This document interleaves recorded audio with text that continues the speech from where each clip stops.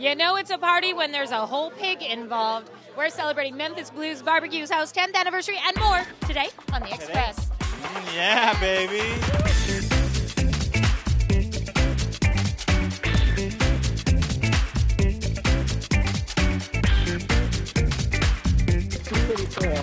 On today's show, I feel authentic using a wooden spoon. Escapes.ca destinations, where to find a slice of Cuba in East Vancouver. They look so ancient. Do they take a long time to grow as well? Good for you, good for the earth on the magic of mushroom farming. I love getting close to the real thing. Road Trip takes a tour of the North Okanagan's colorful history. A picture or an image on a computer screen just doesn't do it for me. I can show you how to chord in a day. And later, how the Squamish Academy of Music is doing things differently. I wanted to get some simple sort of chording. See that and more local expression. Welcome to The Express, only on Shaw TV. I'm Johanna Ward, and today we're at Memphis Blues Barbecue House on Broadway Street for their 10th anniversary. What they're doing today, it's a Carolina whole pig picking. That's right. Behind me, there's a bit of a feeding frenzy going on, and I think, folks, this is going to get messy. So up first, something a little more civilized. We're heading to Squamish to see how a piano teacher is putting a little pop into the sometimes painstaking process of learning to play.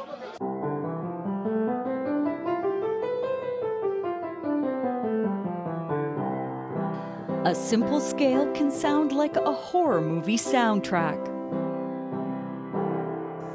A lot of people, when they're first starting piano, especially adults, get really scared about the prospect of learning an instrument. There are 52 ivories and 36 ebonies. That's 88 keys to conquer with 10 digits to choose from. But music instructor Michelle Lacombe has a new approach to learning the piano. The University of Victoria Music Department graduate introduces a technique embraced by both adults and kids, looking to fast-track their fingerwork here at the Squamish Academy of Music. So we're going to start. First of all, I want to figure out how much you guys know about chords. So if I say triad, does that mean anything? Chording is, I guess I would describe it kind of like improvisation. Taking a chord, a triad, if you're a musician, and you just improvise within that. There is no sheet music, no notes. Like Morse code, students piece together single letters that tell them what chord to strike. If you've never played the piano before, you're not going to understand scales and intervals. So what I do is I sort of create a way of understanding the piano that's a little bit more mathematical. You're sort of learning it in terms of numbers. So it's easier if you don't want to learn all of the theory behind it, for sure. Once you know how to play just the chord, then you can start learning rhythms. I can show you how to chord in a day, and you can learn just the very, very basics. And so you can start to read guitar chords that you see online, or you can start creating your own pieces of music without any prior musical training. This is exactly why 14-year-old David Thompson signed up. He wanted to learn how to play the piano without slogging away for 5 years over the keys. I've really wanted to start writing music, and I'd be able to write, lyrics and have melodies, but then I tried to sit down at the piano and it was just kind of like brain dead. So, I wanted to get some simple sort of chording that then you can jazz up and make more complicated or sound better. I can't take one more step towards you. Already, David is accompanying his voice. Shaky sometimes, confident others. Not bad, considering he's only had one previous lesson. I was pretty surprised with the results. If you can learn one song, you can learn any song. Enthusiasm and confidence isn't always on staff in a traditional classical piano setting, but Michelle keeps things light, building a new relationship between student and instrument. And for some students, classical music is perfect because they really like the structure of it. With the chording, it definitely attracts the people who don't necessarily have time to practice on a regular basis. I think for people who've been afraid to pick up an instrument or people who tried when they were 10 and it didn't work out, I think this is a really good way to kind of get back into it. Striking a chord and learning music in Squamish, I'm Nicole Fitzgerald for The Express. The website is SquamishAcademyOfMusic.com, and they also teach songwriting classes, a great accompaniment to the courting class. You're watching The Express, and today we're at Memphis Blues Barbecue for their 10th anniversary celebration. Now, these guys are known for their killer barbecue and their great wines, and we're going to get to the feast a little bit later after we explore the amazing food of Cuba with today's Escapes.ca destinations. Escapes.ca Destinations is sponsored in part by WestJet Vacations. Want to go on an adventure? Let me take you there. I'll give you an insider's look on where to eat, play, and stay from the expats and the experts. All this without ever leaving our own backyard. Your best tour guide is within reach. I'm Mona Mansour, and this is Escapes.ca Destinations. It may be chilly and crisp here as we get into the heart of fall, but we're taking you back to the sunny, warm shores of Cuba as we continue our exploration of the country by visiting one of the most popular Cuban restaurants in the city, Havana Restaurant. Since 1996, Havana Restaurant has transplanted visitors to Old Havana, Cuba, offering nouveau Latino cuisine and authentic Cuban cocktails. My visit wouldn't get off to a right start without learning how to make Cuba's signature drink, the mojito. So first off, start off with a glass. Okay. Then we're gonna add mint leaves. Okay, so we got the mint leaves. What's next? Next is crushed ice. Not full ice, crushed ice. Crushed ice, it has to be crushed or else it's gonna be really hard to muddle. Next you're gonna add your lime juice. Now, I'm not very good with the eye here, so you tell me if it's good. Is that good? That's good right there. Perfect. Then after that we've got a simple syrup, which is just basically a sugar water as a sweetener. Sure, okay. We're gonna use the end here to muddle it. The end, okay. You're just gonna wanna mush up all the mint, try and be pretty thorough about it. Okay. I feel authentic using a wooden spoon. We put 2 ounces of rum in ours. We No make it messing strong around here. No messing around. Top it with a little bit of soda. We need a garnish. You just plop that on the side there. Awesome. Grab yourself a straw. And then that's it. That's it. Cheers. And then cheers. With the mojito mastered, next was a lesson on the components of Cuban cooking. There's a lot that can be learned just from walking through our restaurant and looking at some of these old pictures of the old city of Havana, and we try to take some of that character and that flair and translate it into what we do on a culinary basis day to day. Behind the scenes in Havana's kitchen, executive chef Trevor Booth taught me how to make one of Cuba's most popular seafood dishes, the paella.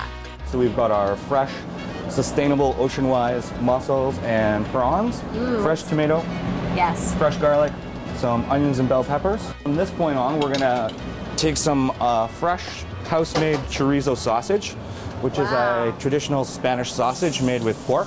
And you put everything in all at once, right? Yeah, the secret here is cook it quick and cook it fast. Now we're gonna take some Pernod and saffron, which is a French liqueur, and we're gonna flambe that. Wow. And we've got some fresh coconut milk.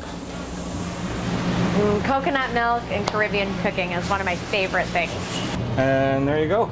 Joining me now to enjoy this delicious Cuban food is Havana Restaurants' manager, Gina Nass.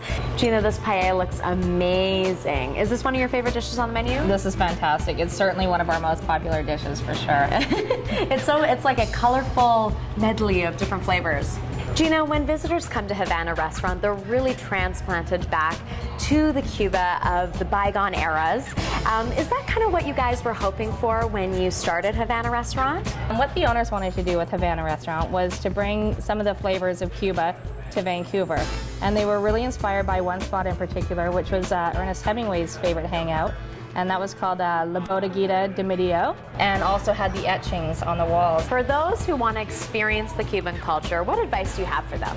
I would say that if you're a person that wants to experience a little bit of Cuba before you actually go to Cuba, you should certainly come down to Havana and give yourself a treat of a mojito and some Spanish Cuban food. Gina, thank you so much for having us here at Havana Restaurant. I've really enjoyed learning more about the Cuban culture. Thank you so much for coming. It was a pleasure. Now for your travel tip of the week.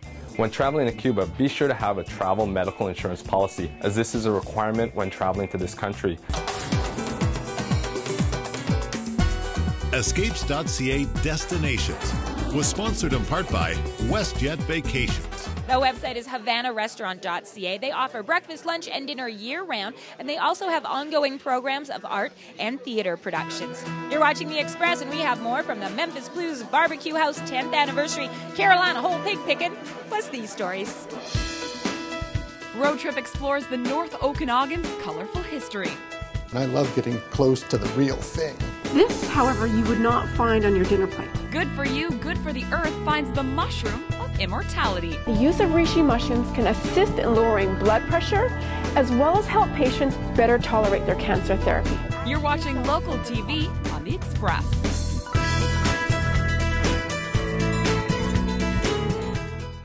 Community programming on Shaw has been generously sponsored in part by... The Express is brought to you in part by Plum, fashion supplier to host Johanna Ward.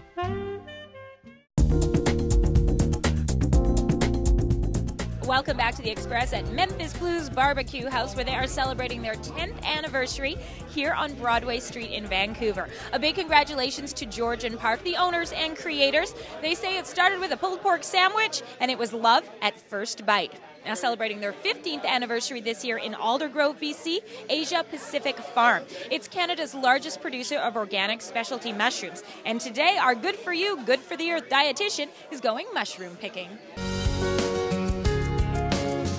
FarmFolkCityFolk.ca, Good For You, Good For Our Earth, is brought to you by Farm Folk City Folk. Hi, I'm Lori, and I'm here to share with you my passion for nutritious food and sustainable living. We'll see if these foods meet my dietitian's stamp of approval, and why these foods are not only good for you, but also good for our Earth. Mushrooms. Their mouth-watering taste have made them the meat of the vegetable world. And because of their health-promoting properties, they have been a symbol of longevity in Asia for more than 6,000 years. Now, if you're aiming to eat more locally grown foods, you're in luck, as the majority of mushrooms are grown right here in Canada. Eric Ho from Asia Pacific Farms showed me what these little morsels look like before they get to our dinner plate. So your company actually sells to some of the top Japanese restaurants in Vancouver, Tojo and Zest being two of them. What type of mushrooms do they like to use in their cooking? Well, Tojo, he really loves our shiitake mushrooms. And for Zest, he's very experimental. He uses all kinds of our mushrooms, and especially pom-poms.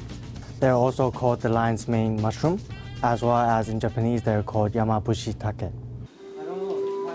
Next, Eric led me into the breathtaking world of reishi mushrooms. They are absolutely stunning. They look so ancient. Do they take a long time to grow as well? Usually in incubation, they take at least 6 months. This, however, you would not find on your dinner plate. No, because usually of their woody texture, it's not something that you would chew on. Usually reishi mushrooms are used as a herb, or also it's used in teas, so traditional Chinese medicines. In China, the reishi mushroom is known as the mushroom of immortality. And a recent review of Western medical literature has shown that the use of reishi mushrooms can assist in lowering blood pressure, as well as help patients better tolerate their cancer therapy.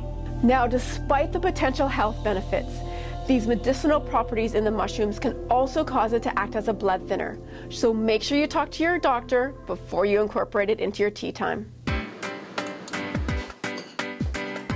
Although mushrooms are cherished worldwide for their delicious taste and health properties, their smelly growing medium can cause air pollution and make them not surprise the neighbor.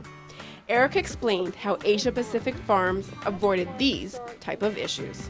That's because we use sawdust rather than manure. Whereas if we use sawdust, a byproduct or a waste product of the trees, we don't need to cut down trees just for the sole purpose of growing mushrooms. So you were telling me the difference between the mushrooms that are fresh and a mushroom that isn't fresh really has to do with how hairy they are. Yes, exactly. If it's imported, usually the hair disappears, the color fades, the specks goes away, and it becomes really thin, dried out, not meaty. A fresh mushroom should not have any smell to it. You could bring it up to your nose, it should be perfectly fine. Yeah. Whereas if it's an imported mushrooms or ones that's been obviously on the shelf for way too long, you could smell it from arm length away or even more.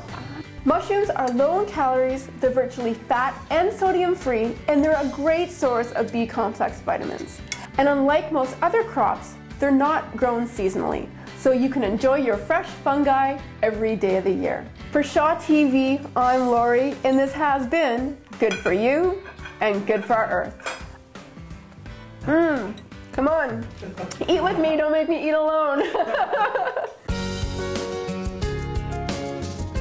FarmFolkCityFolk.ca, good for you, good for our earth, has been brought to you by Farm Folk City Folk. No one knows mushrooms quite like a mushroom farmer. Go to the website apforganic.com, click on the recipes tab, and you'll find all kinds of recipes developed by chefs as well. You're watching The Express, and one of my favorite things about this show is learning about places that I haven't been to. Up next, Road Trip is taking us to a small town in the Okanagan Valley with a pretty colorful history. Travel along with us as we explore the many marvelous attractions and activities of beautiful British Columbia on the Quality Assured Collision Road Trip. The Vernon Museum got its start in 1949 when a local taxidermist passed away and left his mounts and First Nations artifacts to the city with the understanding a museum would be created. Now today, many years later, you can still see the specimens donated by W.C. Pound. Using text and illustrations, the story of the North Okanagan begins with the museum's Ice Age exhibit, as visitors are taken back some 20,000 years to when the world was a very different place. The Ice Age, it ended about 10,000 years ago, and we know, through archaeological diggings, that the woolly mammoth, the ancient bison, they were all in this area, which surprises a lot of people. No, not so much dinosaurs. Didn't have dinosaurs in this area, so don't go digging for dinosaur bones. But you would find mammoth and bison. What you've got here, a tusk found locally and a molar. Yeah, we've got two molars that were both found locally, right in the Vernon area, and the tusk was actually found just north of Vernon in Enderby at a gravel pit. Do we know how old it is? Well, if you look at the end of the Ice Age, roughly 10,000 years ago, the tusk is going to be in that vicinity in terms of age. An important aspect of the Vernon Museum's operation is the archives, which are available to the public. Well, one of our prime resources is the Vernon newspaper from 1891. And then we've carried on with newspapers since the Vernon News folded, so we continue to collect the newspaper, and that's a huge resource for information. In addition to that, we have over 25,000 photographs in our collection, so that's another huge reference source. We have maps. These cases where I'm standing, they contain maps of all kinds. For more information on the Greater Vernon Museum and Archives, go to vernonmuseum.com. Entertaining and informative, the Quality Assured Collision Road Trip. Weekends on Shaw TV. Always something new and exciting. The Greater Vernon Museum is open from Tuesday through Saturday, 10 to 5, and they welcome visitors year-round. You're watching The Express, and it's time now for our spotlight on local events. Support Vancouver's downtown east side at Potluck's lively fundraiser, hosted by Canadian music icon Barney Bentall, who's joined by 2 generations of roots and country musicians. Celebrate 25 years at the Dr. Sun Yat-sen Chinese Garden. The current art exhibition offers a young perspective on a Chinese garden. Get blasted into a world of mining, fire, darkness, and suspense at the John Casablancas Institute Obsidian Fashion Show at Villa Amato in Vancouver. And congratulations again to Memphis Blues Barbecue House for 10 years of killer barbecue. We're going to leave you with highlights from today's Carolina Whole Pig Pickin'. Thanks for watching The Express, only on Shaw TV. Congratulations, you guys, on 10 years. Thank you. It's been amazing. Yeah, it just seems like yesterday.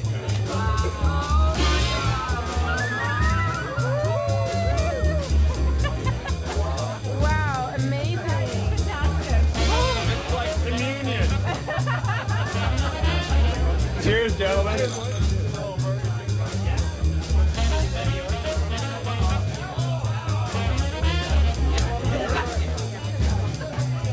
Cheers.